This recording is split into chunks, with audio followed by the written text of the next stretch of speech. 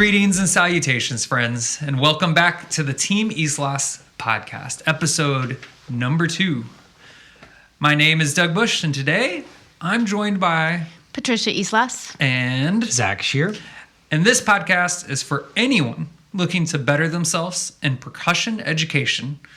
Today's episode is all about setting up a successful drumline audition process. We're going to break the episode into 2 parts. Part 1 is more the philosophical and conceptual ideas of a drumline audition process. And part 2 is an explanation of the specifics that we use at Coppell. Zach, I can remember when we first came to Coppell, you had a very different audition process in mind. You want to walk us through a little bit of how that might have changed over the years?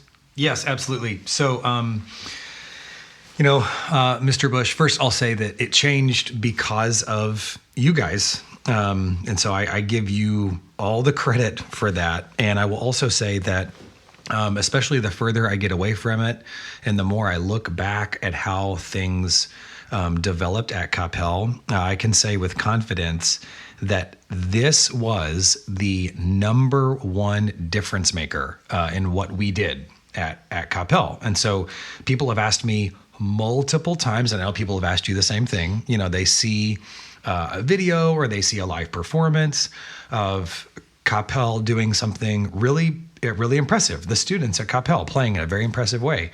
And they go like, golly, what are you guys doing over there? Or what methods are you using? Like what is going on? Or people would ask me after I hired you guys and brought you guys on, like, what are Doug and Patricia, what kind of things are they working on? What's the secret over there? It's got to be more than boba. It's got to boba. It's the tea they're drinking. Yeah, no, that's another episode.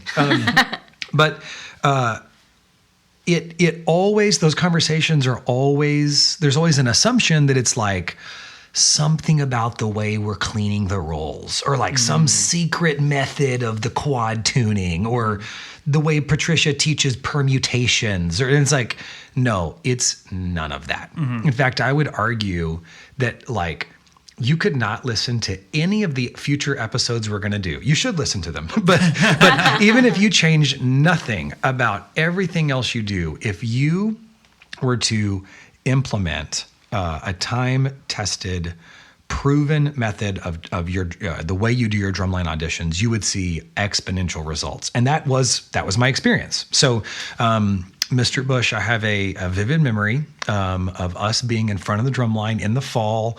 This is probably like September, October-ish. Like we've got it in our hands, and we sound okay, but we're trying to like round the corner and get to like the next level of excellence, and it is just not happening.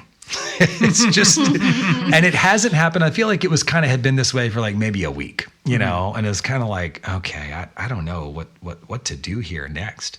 And after rehearsal, as we were wont to do, I probably kept you there forever. It's like rehearsal ended 3 hours ago, and I'm still like asking you questions about what, you might recommend. And you basically just kind of like, leveled with me, sort of in a way, like we didn't know each other that well at this point. This is early. This is maybe the first year we were working together. Yeah. This is like, for year 1. And you were just very honest and very candid about like, man, there are just a lot of things about the group that I think are kind of holding you back. And it was a lot. Some of the things were musical, but a lot of them were about the lack of efficiency in our rehearsals, the lack of a really concrete, really effective set of procedures in our rehearsals that were like, those things were holding us back from being able to really communicate with the students well and run our rehearsals in a really efficient way. And I think, you probably used words like, it's a little lax, it's a little vanilla, it's a little... Not enough attention to detail is probably something that I said. Absolutely. And I was like, okay, yeah, I hear you. I guess I believe you, but I don't see it. Like, I don't have another thing to compare it to. But that led to you sharing with me about how, you had some recommendations of ways we could change the Drumline audition process that would get a different result. So like we're seeing some problems now in the group in the fall, say in the month of October. Are these problems things we can fix right now? Or are these problems actually things that could be completely erased if we changed the way the group started? Mm-hmm. And you described to me, I vividly remember you saying, if we look at the way we do the audition process, and if you were to look at some of the ways we've done this at other schools, it will be the time of year the students practice more and practice harder than anything else all year. Mm-hmm. And because that's the thing that they enjoy the most or want to do the best at, right? Yeah, absolutely. And now I'm like, yes, absolutely. But when you said that to me, I was like, no, Mr. Bush, Mr. Bush, welcome to Coppell. I'm glad you're here. I'm so, but do you know that we played at PASIC last year? Have you heard of that? The Percussive Arts Society International Convention, and it was a time where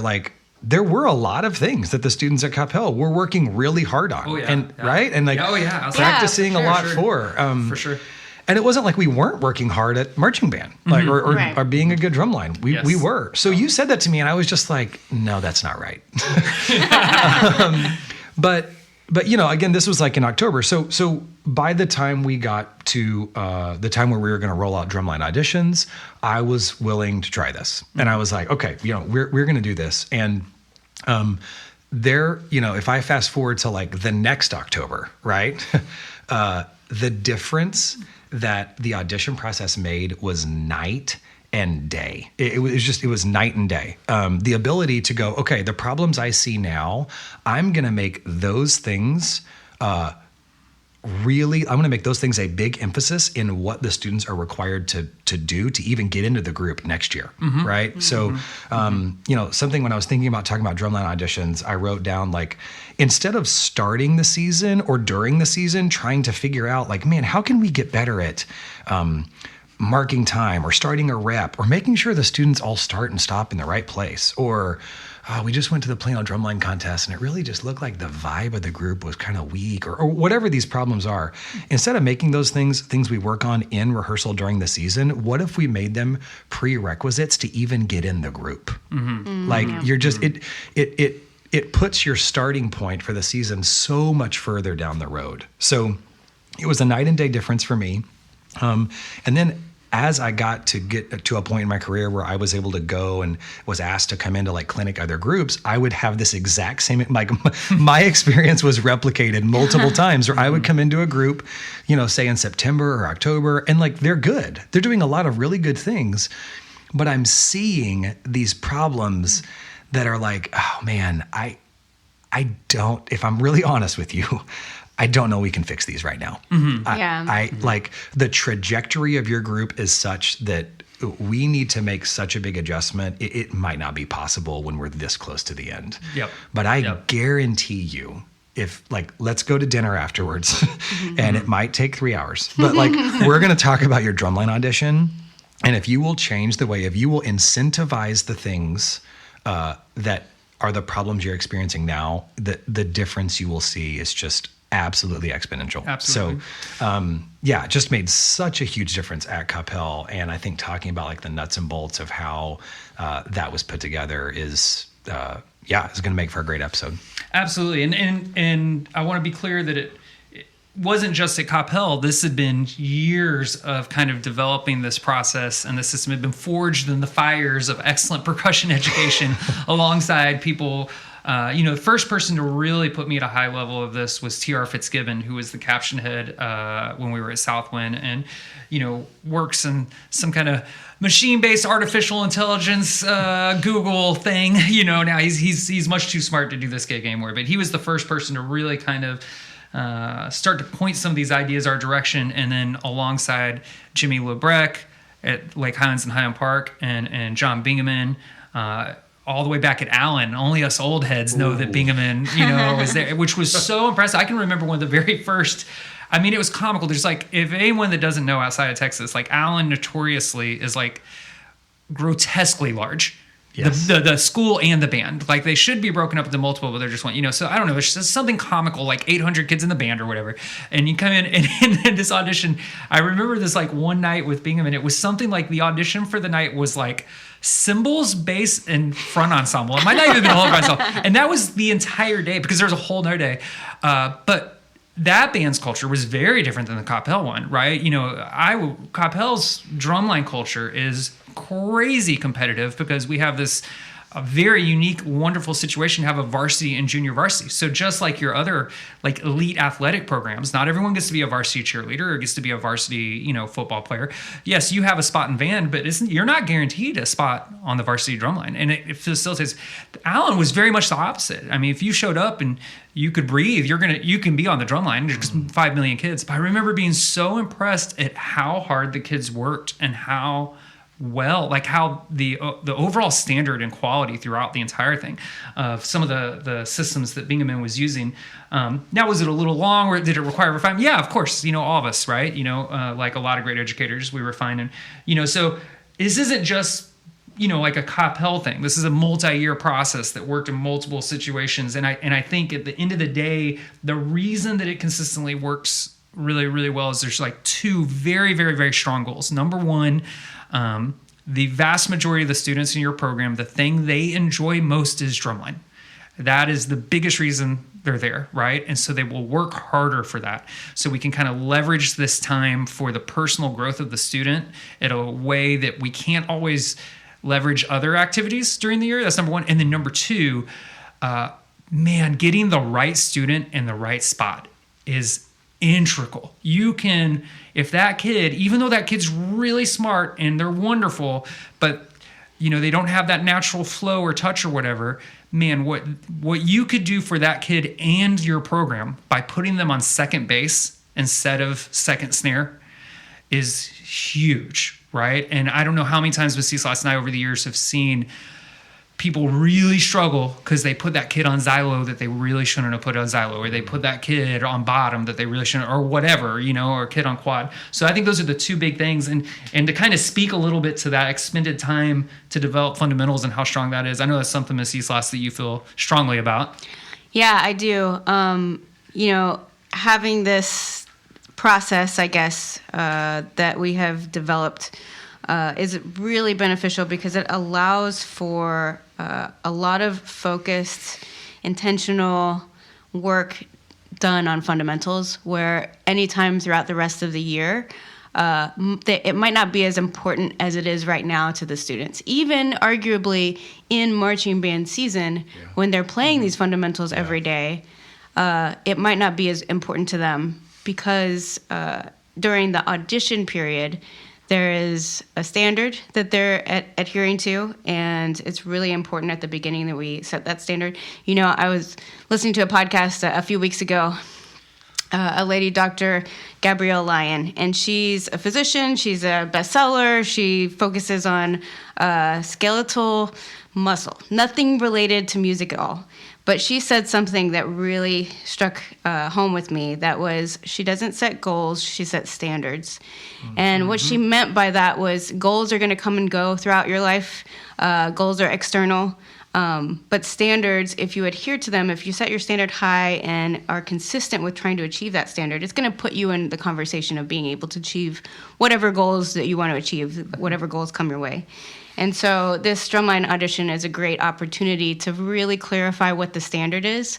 And then the students themselves, because there is that competitive nature, even in smaller programs, even in programs that we have worked with that don't have a JV, that don't have 2 groups.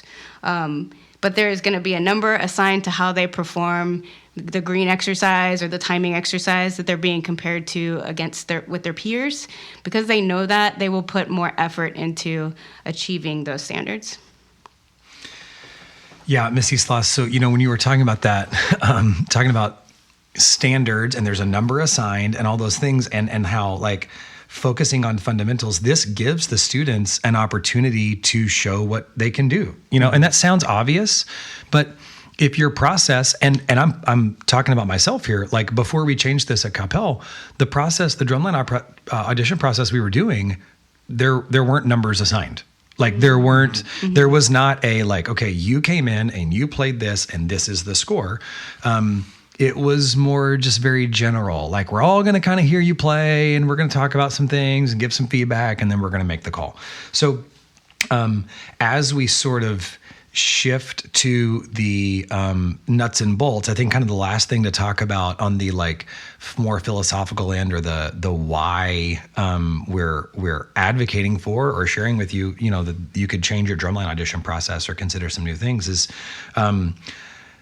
when we're talking about giving those students an opportunity to move up, the drumline audition process done well is a meritocracy. It rewards achievement and nothing else. That's all it rewards. It rewards achievement. Positions are earned, not given, period. That's it. You earn what you do in that audition, what you do in the audition process. The spot you get in the group is a direct result of that. And so this was something that at times at Capel, I backed up, I backed up my words with action well, and at times I did not. And so I think, just to illustrate like the power of doing this well and maybe the consequences for not doing it well, some specific examples came to mind. So Mr. Bush, that line that we were talking about, that we were in front of, had a girl in the center of the snare line who was a wonderful student, excellent percussionist. Gosh, I have so many memories of her playing so well in all arenas. Was put in the center of the line that year, gave 110%, did a wonderful job. Okay, fast forward. She's now coming into her senior year. She tapped the line her junior year. We're coming into her senior year, and we're changing everything about the audition process. And now that I look back on that, she was one of a class of 11 seniors. Yeah, a lot of seniors, right? And we're changing everything about the audition process. And I've only been here, this is my second year. So I'm ending my first year, I guess, right? Or maybe ending my second year, going into my third. And to make a long story short, all these points were made, right? Hey guys, this is a meritocracy. It doesn't matter if you were the section leader last year. It doesn't matter if you're a senior or a freshman. What you do in this audition process determines your spot in the group, period. End of story. Well, fast forward to the drumline auditions, and as a result of the audition process, we decide that girl's not going to be in the center of the line anymore. And there's going to be someone else replace her who is at the time, I guess, was going to be a sophomore. Yeah. Sorry, so she was currently a freshman, was going to be a sophomore. Her name, you may have heard of her, was Eliana Yamuni. She's famous now. But she was clearly the right person to put in the center of the group for the next year. Now, the girl who had tapped the line previously didn't do anything wrong. Wonderful student, like so proud of her. And I will say, when those results came out, she handled it like a champ. So absolute like credit to her, but also I think she handled it like a champ in part because the audition process was set up very clearly. Like her expectations were not like, it was very clear this could happen, right? So merit was rewarded. Eliana got to be in the center of the group and tap the line. Okay, great. So we go through that year. We get to the end of that year. Mr. Scheer thinks he's a drumline audition expert, right? And now here we are, we're getting set up for drumline auditions the next year. We've got Eliana, she's in the center of the line, and here we are, we're at the first master class, the freshmen are showing up, and like a great teacher, I am delegating some tasks to our leadership, right? So Eliana, could you please help them get set up? Eliana, could you do this? Eliana, could you tap off this exercise?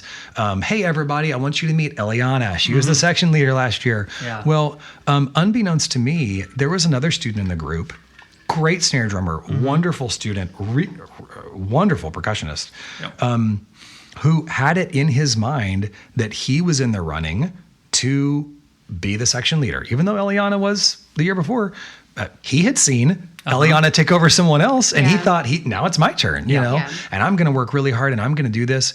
And I just completely blew past that and really did not even give him the opportunity to like show what he could do. It was very clear that Eliana was an incredible snare drummer, even then, right? We've all seen her play with Vanguard. She was that good in high school. And it just never occurred to me that there was someone else who was like gunning for her spot. And even if I didn't think that that was going to happen, it was my mistake to not back up my words with action. You know, I said to everybody, hey, no matter what, you could be the section leader. But then I didn't really put that in practice. And even though at that time at Capel, we almost never had students quit. Certainly students who were really high achievers, juniors, seniors, whatever. And that guy ended up quitting. He ended up, and this was probably like late. I mean, we're talking like May, you know, April, May, maybe. It was a hit to the group. And I will never forget him sitting in my office and being very honest at a young age, which shows a high level of maturity, and just saying, hey, Mr. Scheer, like, you didn't even give me a chance to earn that leadership position. You didn't even like, it was like I was invisible, you know, because you did not, like you said, you know, you did not give me a spot and it really hurt. And so I'm out. And, so there's an example of, you know, the drumline audition process and how if you do it correctly, I think it can work really well, even when you make hard decisions, and how if you don't do it correctly, you can lose some valuable assets to your group. And worst of all, you can not do the right thing for your students. I'll kind of pass it back to you guys to talk about kind of the nuts and bolts of how it works. Yeah, absolutely. So what is this process? How do you go about achieving it? You know, to kind of add some further depth to Mr. Scheer's story, you could walk up to any Capel percussionist and ask them when are drumline auditions, and their response will be every day. That will be their response. So to clarify, if all Miss Yamuni, if all Eliana was working on was marching snare drum, she would not have surpassed the other student. The other student would have remained center. If Eliana was slacking in her all region responsibilities or her band responsibilities or her purely rhythmic responsibilities, which is our percussion ensemble concert, and that is something that we have experienced lately, where just this last year, the same thing occurred where you have a vet varsity incoming senior bass drummer that just assumed he was going to get the spot because his only quote unquote competition were a couple of JV freshman bass kids, but they outworked him for purely rhythmic. They outworked him for their solos. They outworked him for their ensemble. And then they literally outscored him. And so they got the spot and he didn't. That's kind of how that goes. Okay, this process that we like to take is having a set of skills that are evaluated every year, not exercises. And what I mean by that is, there will be 7 exercises and 1 etude that every student will play. They will be auditioning for either the upper battery, which is snare and quads, we'll talk about in a second, the bass line, or the front ensemble. One of those exercises will be what we call a motion-based timing exercise. And it's important that exercise is not the same every year, but that skill, the skill of motion-based timing, is being evaluated every year. And this is true for our rhythm change timing etude and our spatial timing and our roll exercise and our paradiddle exercise and our flam exercise. And the logic here is I need kids to be able to play paradiddles and rolls and flams. But if it is the same exercise every single year, your upperclassmen have less incentive to practice and rehearse because they already know it and it's already good in their hands. It's one of the really powerful lessons I think that anyone that's ever had the privilege of marching for Paul has learned is these like simpler exercises with multiple variations, right? And when you're at a place like Vanguard at the University of North Texas and you're dealing with these 22-year-old music majors, you can just on the spot, hey, let's add a mambo and this, that. But when you're dealing with a 14-year-old that's been holding sticks for 3 years and now all of a sudden the sticks are the size of their forearm and they're supposed to wear the drum for some weird reason, right?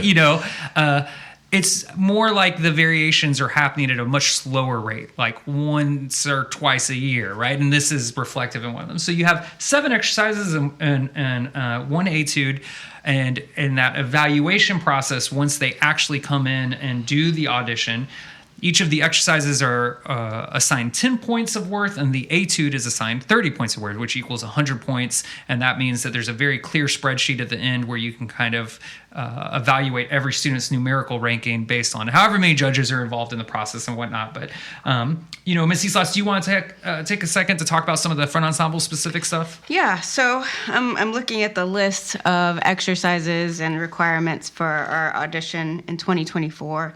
And it includes a rhythm change timing exercise, which is basically, an etude that Mr. Bush writes every year. It's different every year, and it includes a variety of different rhythms from 16th notes to triplets to all the variations of fivelets you could ever imagine. With dynamics thrown in that every single student in the program needs to perform for their audition, including the front ensemble members on a snare drum with sticks in their hands. And that's a really valuable exercise for the front ensemble students. We do spend a lot of time in the camps on pads with sticks, and that allows for us not only to be able to have moments like in our drumline or marching band show where a majority, if not all of the students are on drums, but also is just a fundamental thing for them to be able to do as musicians. So it's a really important one. And the name of the game is always, let's get as many front ensemble students in the top spots as possible. Let's beat the battery students because everybody has to play it, right? Miss Islas, I don't want to glaze over that. I'm sorry. Can I just? Okay. No, not beating the battery students. Not beating the battery students. As someone who was here or there with the Capel Front Ensemble in the before Islas times, right? And as someone who, I marched in the Phantom Regiment Front Ensemble. We were pretty good. Okay. I marched in the University of North Texas Front Ensemble. We were pretty good too. Taught some other groups, whatever, right? But you're saying that every student in the front ensemble at Capel every year as part of their evaluation to get in the group and then as part of the rehearsals for the front ensemble is playing with sticks on a pad or on a drum. Yes, sir, that's right. I think that is it sounds, you do it all the time, right? And it sounds so yes, this is so, we've seen the results of this. This is like a no-brainer to you. But there was a time when you mentioned it to me at Capel that I was kind of okay. I'm not opposed to the front ensemble students holding sticks. Right. They do it all the time, but it wasn't something we had done before. And I think it's something that I'm sure a lot of groups do this, but I'm sure many don't as well, because it can be very easy to go I just don't know if I have time for that. Yeah. Or I don't know if the ROI is really there, but, clearly the success of the front ensembles you've taught is there. And I think that's a really important part of it. So I just wanted to highlight that as something that's part of the genius of what you do with front ensembles. Well, thank you, Mr. Scheer. Moving on, we have a spatial timing exercise, which is usually related to or closely related to, if not exactly the same as the battery version.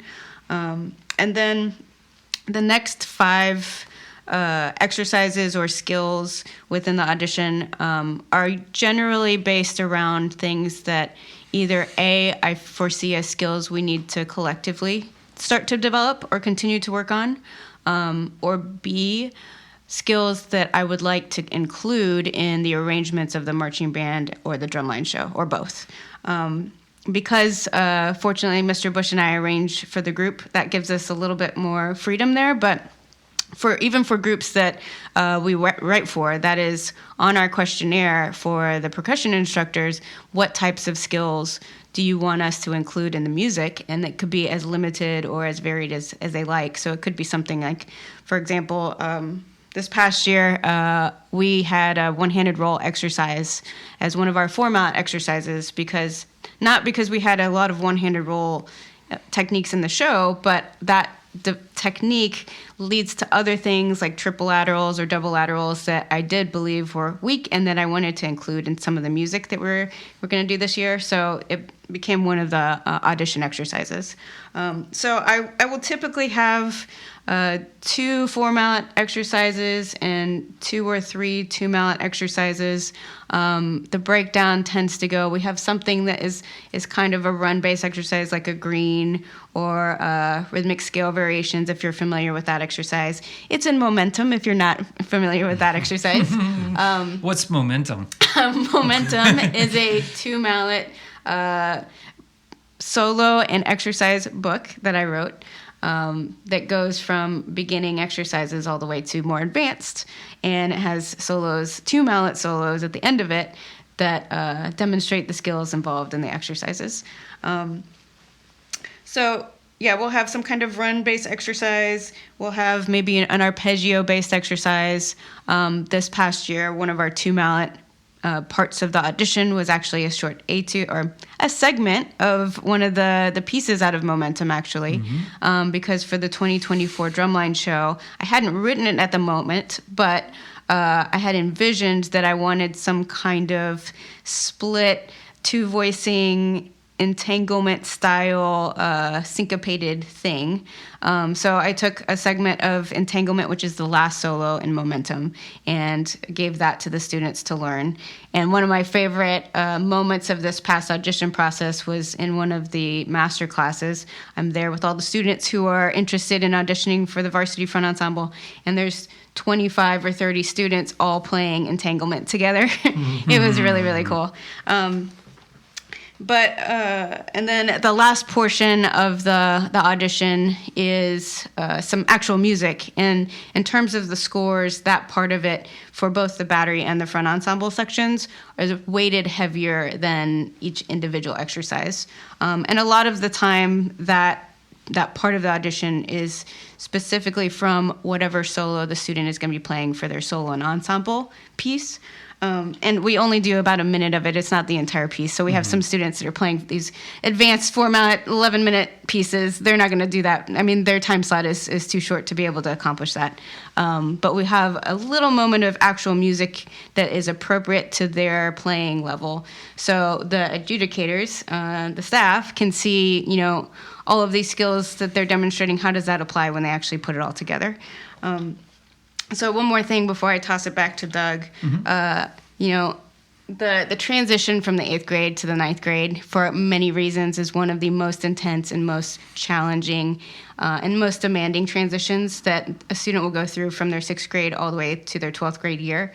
And this audition process, although many of the students in Coppell already kind of know what it's about now, even the middle school students, is still quite a heavy and stressful one for them to navigate. So when I'm selecting the exercises and specifically in giving tempos and key signatures, I will often choose a selection that's a little bit more manageable and achievable for some of those 8th graders. So for example, it might say something like, this exercise is supposed to be performed with the tempo range of 120 to 150 if you're a sophomore or older, but if you're an 8th grader coming in, going to be a freshman, then your tempo range is somewhere between 80 and 120. Now, the younger students have the option of performing the tempos at the higher range, but they're not required to, because I really just want to see, what is the best quality that we can get. And it's more specifically about the skills that are important, not the tempos. If you have a high-achieving student, they're going to get to those tempos eventually, but just by the nature of playing in the group for a lot of time. That also refers to key signatures. So sometimes I might have a wider range of key signatures for the older students, but the younger students, the key signatures might be more custom to the ones that they're seeing in band class. So maybe just your C, F, and B flat opposed to the full range of any of key signatures, or just the major keys versus doing the minor keys as well. Mm-hmm. So let's say you want to audition for the battery, right? First thing, there are 2 separate packets, an upper battery packet and a bass packet. Well, where's the snare and quad packet? Yeah, good question, right? Why is it an upper battery packet? Excellent question. We're very, very fortunate that we get to do a drumline camp where we hire a quad-specific tech to come in and work with the quad line. And anyone that has ever played or taught quads knows that the golden rule of quad drumming is if you can't play it on drum 2, if you can't play it on a single surface, you shouldn't be trying to move it around. So my goal in the audition process is to unify what all the upper battery students are playing. Like they have the same literal audition. There is no quad specific movement or motion based things in the audition process, so that then if the student has made the quad line, the technician can focus and spend as much time as possible in that really precious week we have with quad technique and approach, and they're not also simultaneously trying to teach them how to play in time and play with good accent taps and rolls and paradiddles and all those other things.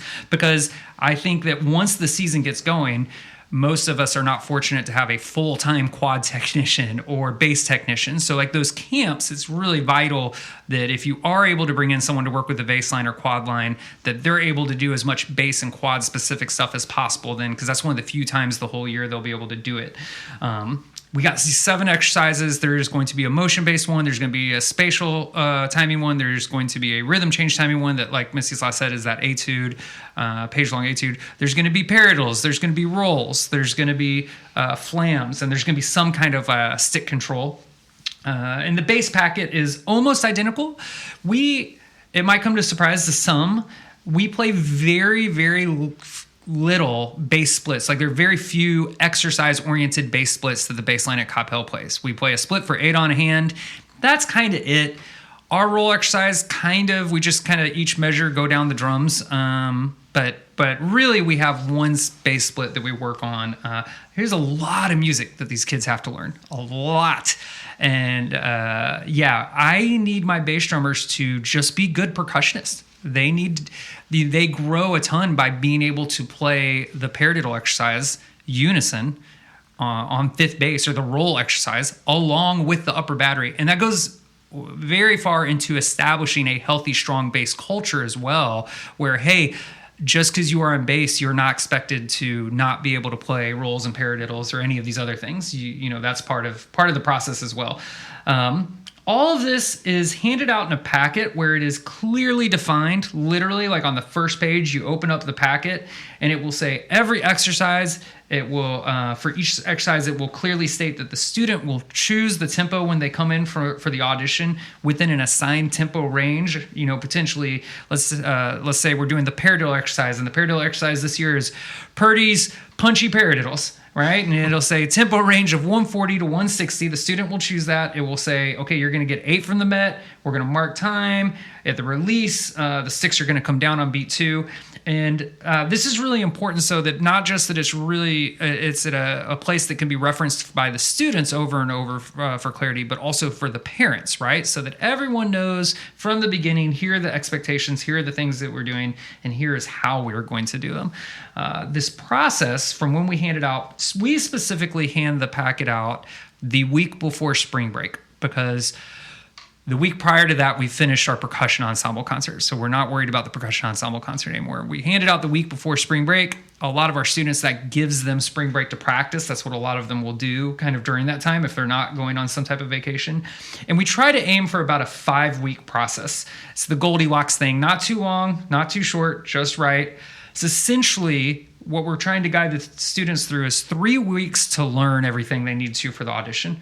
1 week to get all of it up to the tempo, the actual tempo and quality that they want, and then 1 week specifically to work on the actual audition process, meaning a week before the gig, I can play everything how I want to, and now I'm practicing how to breathe properly before I play, how to play in uncomfortable situations. I can remember that Mr. Scheer many years ago pointed me to Rob Knopper, and I've referenced many of his outstanding YouTube videos on auditioning for orchestral auditions and process, and they helped me as a performer, significantly. And so we're trying to embed a lot of these same values to the students.